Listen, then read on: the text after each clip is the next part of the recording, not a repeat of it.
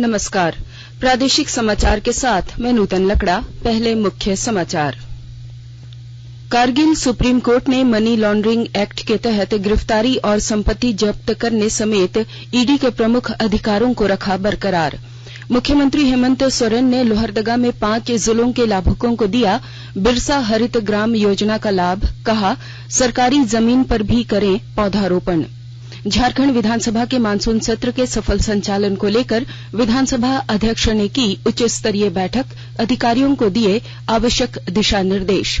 Hazaribagh police अकादमी में संयुक्त असैनिक सेवा प्रतियोगिता परीक्षा में सफल 70 पुलिस पदाधिकारियों का प्रशिक्षण शुरू। और बीआईटी मेसरा के पूर्व प्रोफेसर के अपहरण मामले का रांची पुलिस ने किया उद्भेदन, 3 आरोपी गिरफ्तार। और अब समाचार विस्तार से। उच्चतम न्यायालय ने धन शोधन निवारण अधिनियम प्रावधानों के तहत प्रवर्तन निदेशालय के जांच, गिरफ्तारी और संपत्ति जब्ती अधिकारियों को सही ठहराया। धन शोधन निवारण अधिनियम के कई प्रावधानों की वैधानिकता को चुनौती देने वाली याचिकाओं पर सुनवाई करते हुए शीर्ष न्यायालय ने कहा कि प्रवर्तन निदेशालय के अधिकारों के लिए किसी आरोपी को हिरासत में लेते समय गिरफ्तारी की वजह बताना जरूरी नहीं। न्यायमूर्ति एएम खानविलकर, न्यायमूर्ति दिनेश महेश्वरी और न्यायमूर्ति सीटी रवि कुमार ने फैसले की घोषणा करते हुए धन शोधन रोकथाम अधिनियम कानून के तहत जमानत की 2 कड़ी शर्तों को भी बरकरार रखा है। मुख्यमंत्री हेमंत सोरेन ने कहा है कि बिरसा हरित ग्राम योजना के तहत अब लाभुक सरकारी जमीन पर भी पौधा लगा सकते हैं। उन्होंने कहा कि पहले 1 एकड़ तक में पौधा लगाने का नियम था, लेकिन अब 50 एकड़ भूमि पर पौधारोपण की स्वीकृति दी जाएगी। श्री सोरेन ने आज लोहरदगा में बिरसा हरित ग्राम योजना के लाभार्थियों को संबोधित कर रहे थे। और आज सीधे तौर पर हमारे ग्रामीणों के बीच में योजनाओं का लाभ पहुंच रहा है, नहीं पहुंच रहा है, इसका जमीनी हकीकत हम लोग देखने आए। आपको मालूम है, सरकार ने इस राज्य के सभी बुजुर्गों को पेंशन देने का कानून बना दिया। अब इस राज्य में जो भी 60 साल का होगा उसको सरकार पेंशन देगी। कोई एपीएल बीपीएल कार्ड का जरूरत नहीं पड़ेगा। कोई भी उम्र का विधवा महिला हो उसको भी पूरा पेंशन मिलेगा। उसके लिए भी कोई एपीएल बीपीएल का जरूरत नहीं है। चाहे वो बुजुर्ग महिला पुरुष हो, चाहे वो विधवा महिला हो, चाहे वो विकलांग हो, चाहे वो एकल महिला हो, वो सबको पेंशन देने का कानून हम बनाए। कोई आपको कागज पत्तर का जरूरत नहीं है, कोई एपीएल बीपीएल कार्ड का जरूरत नहीं है। आप जाइए, पहले जो दलालों के बीच के माध्यम से जाते थे, अब आपको दलाल के पास जाने की जरूरत नहीं है। जिले के बीएस कॉलेज स्टेडियम परिसर में बनाए गए मुख्य कार्यक्रम स्थल पर मुख्यमंत्री ने बिरसा हरित ग्राम योजना के लाभुकों के साथ संवाद भी किया। इसके साथ ही उन्होंने लाभुकों के बीच योजना का स्वीकृति प्रमाण पत्र और पौधे भी वितरित किए। झारखंड विधानसभा का मानसून सत्र 29 जुलाई से शुरू होगा। 5 अगस्त तक चलने वाले इस सत्र के सफल संचालन के लिए विधानसभा में आज एक उच्च स्तरीय बैठक हुई। स्पीकर रविंद्रनाथ महतो की अध्यक्षता में आयोजित इस बैठक में अधिकारियों के साथ सदन के संचालन और कानून व्यवस्था को लेकर विमर्श किया गया। इस दौरान विभागीय सवालों को लेकर भी मंथन किया गया। कोडरमा जिले में सुखाड़ की स्थिति को देखते हुए किसानों को राहत देने की तैयारी शुरू कर दी गई है। और जानकारी दे रहे हैं हमारे कोडरमा संवाददाता। संभावित सुखाड़ की स्थिति को देखते हुए सरकार स्तर पर तैयारी शुरू कर दी गई है। यदि यही स्थिति यथावत रही तो फसलों के साथ साथ जल संकट भी गहराएगा, लेकिन किसानों को नुकसान न हो इसके लिए सरकार स्तर से फसल राहत योजना की शुरुआत की जा रही है। इसे लेकर कृषि मंत्री बादल पत्रलेख ने वीडियो कॉन्फ्रेंसिंग के जरिए उपायुक्त सहित अन्य पदाधिकारियों के साथ बैठक की स्थिति का जायजा लिया। सुखाड़ की स्थिति में किसानों को राहत देने के लिए प्रति एकड़ फसल नुकसान पर 4,000 तक की राशि मिल पाएगी। एक किसान 5 एकड़ तक भूमि के फसल के लिए राहत ले सकेंगे। इसके लिए जिला, प्रखंड और पंचायत स्तर पर कमेटी गठित की गई है। जिला स्तर पर डीसी, प्रखंड स्तर पर सीओ और पंचायत स्तर पर कमेटी का अध्यक्ष मुखिया को बनाया गया है। योजना का लाभ लेने के लिए किसानों को ऑनलाइन आवेदन कर निबंधन कराना अनिवार्य है। गजेंद्र बिहारी सिन्हा, आकाशवाणी समाचार, कोडरमा। केंद्रीय मंत्रिमंडल ने भारत संचार निगम लिमिटेड बीएसएनएल के पुनरुद्धार के लिए 1,64,000 करोड़ रुपए से अधिक के पैकेज को मंजूरी दी है। इससे भारत ब्रॉडबैंड नेटवर्क लिमिटेड और बीएसएनएल के विलय को भी मंजूरी दे दी गई है।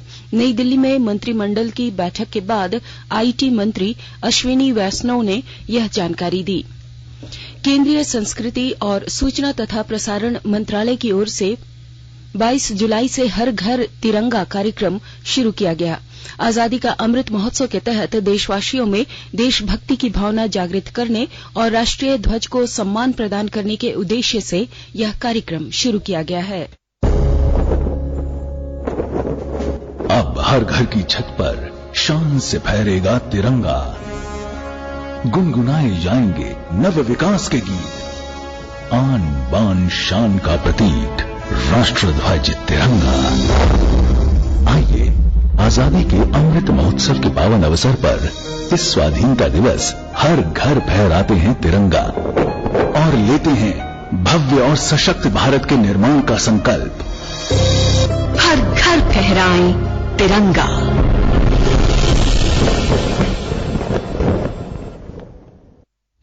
आकाशवाणी के ताजा तरीन समाचारों के लिए आप हमारे वेबसाइट newsonair.com पर लॉग ऑन कर सकते हैं। ताजा समाचार Twitter handle @AIR news alerts और Facebook page all India radio news पर भी उपलब्ध है। आप प्रादेशिक समाचार एकांश के ट्विटर हैंडल @AIR न्यूज _ और फेसबुक, इंस्टाग्राम पेज तथा YouTube channel AIR news Ranchi पर भी हमारे बुलेटिन सुन सकते हैं। प्रादेशिक समाचार आप आकाशवाणी रांची से सुन रहे हैं और अब पेश है कोरोना से बचाव के कुछ संदेश। कोविड-19 से बचाव और सुरक्षित रहने के 3 उपाय। मास्क लगाएं, 2 गज दूरी है जरूरी, सुरक्षित दूरी रखें, हाथ और मुंह साफ रखें।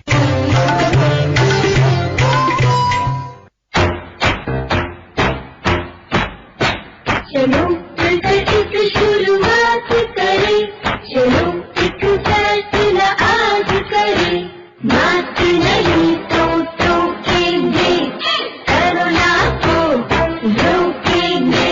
चलो एक वादा करते हैं, चलो एक वादा करते हैं, मास्क नहीं तो टोकेंगे, कोरोना को रोकेंगे। भारत सरकार द्वारा जनहित। झारखंड पुलिस अकादमी हजारीबाग में संयुक्त असैनिक सेवा प्रतियोगिता परीक्षा 2021 में सफल अभ्यर्थियों का आज से प्रशिक्षण शुरू हो गया है। इस मौके पर पुलिस महानिदेशक प्रशिक्षण अनुराग गुप्ता ने नवनियुक्त पदाधिकारियों को अहम जानकारी दी। हर प्रोफेशनल का अपना एक हुनर है, अपना कंट्रीब्यूशन है। हमारे लिए इंजीनियरिंग का ग्रेजुएट भी इम्पोर्टेंट है, हिस्ट्री का ग्रेजुएट भी इम्पोर्टेंट है और एक दो वेटनरी साइंस के भी लोग इम्पोर्टेंट है। हर उसके लिए जगह है हमारे यहाँ। ऐसा कुछ नहीं है कि ट्रेनिंग टेक्निकल की हमको कोई ज्यादा विशेष। सभी डीएसपी जैसा मैंने अपने उसमें भी बोला कि इम्पोर्टेंट चीज है कि एटीट्यूड और कमिटमेंट एंड डिसिप्लिन। प्रयास करेंगे कि सभी हमारे प्रोफेशनल्स में correct attitude, correct discipline, correct professional knowledge, ये सब चीजें आए। झारखंड में बाल शिक्षा का अधिकार अधिनियम के तहत 496 निजी और गैर सहायता प्राप्त विद्यालयों में आर्थिक रूप से कमजोर बच्चों को शिक्षा उपलब्ध कराई जा रही है। इसमें राजधानी रांची के सबसे अधिक 97 विद्यालयों में यह अधिनियम लागू किया गया है। यह जानकारी लोकसभा में केंद्रीय शिक्षा राज्य मंत्री अन्नपूर्णा देवी ने रांची में सांसद संजय सेठ के एक सवाल के जवाब में दी। बीआईटी मेश्रा के पूर्व प्रोफेसर सुप्रियो कुमार दास के अपहरण के मामले में रांची पुलिस ने खुलासा किया है। इस सिलसिले में 3 आरोपियों को गिरफ्तार किया गया है। रांची के सिटी एसपी अंशुमान कुमार ने आज प्रेस कॉन्फ्रेंस में बताया कि प्रोफेसर के पूर्व परिचित और बीआईटी मेश्रा के ही कर्मियों के द्वारा इस अपहरण की साजिश अपने 2 सहयोगियों के माध्यम से रची गई थी। आजादी का अमृत महोत्सव और दामोदर घाटी निगम के गौरवशाली 75 साल के इतिहास को प्रदर्शित करने के लिए बिजली महोत्सव मनाया जा रहा है। इस दिशा में आज कोडरमा के बिरसा सांस्कृतिक सभागार में उज्जवल भारत उज्जवल भविष्य कार्यक्रम का आयोजन किया गया। बिजली महोत्सव में बतौर मुख्य अतिथि जिला परिषद अध्यक्ष रामधन यादव, अनुमंडल पदाधिकारी मनीष कुमार और Koderma thermal power MK. Chaudhary मौजूद थे। और अब सुनते हैं अमृत महोत्सव क्विज। आजादी का अमृत महोत्सव।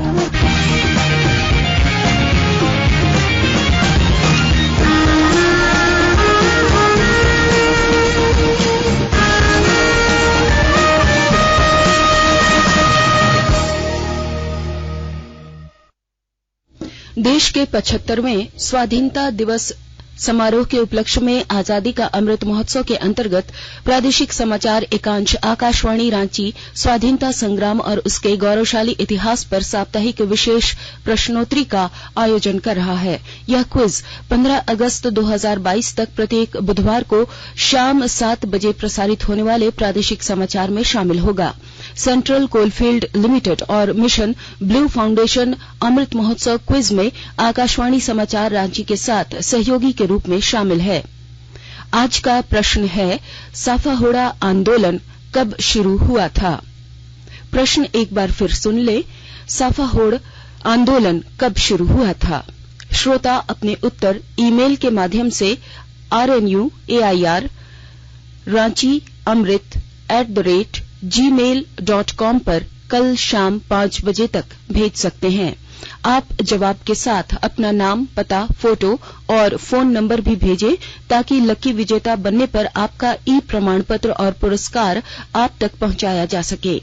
विजेता की घोषणा कल शाम 7 बजे प्रसारित होने वाले प्रादेशिक समाचार में की जाएगी। राजधानी रांची में आज कन्फेडरेशन ऑफ इंडियन इंडस्ट्री की ओर से ट्राइबल मीट का आयोजन किया गया। कार्यक्रम में अन्य लोगों के अलावा राज्य के स्वास्थ्य मंत्री बन्ना गुप्ता भी शामिल हुए। एंटी करप्शन ब्यूरो एसीबी की टीम ने आज रामगढ़ जिले के गोला स्थित उत्क्रमित मध्य विद्यालय कुम्हारदागा के प्रधानाध्यापक को 20,000 रुपए घूस लेते गिरफ्तार कर लिया।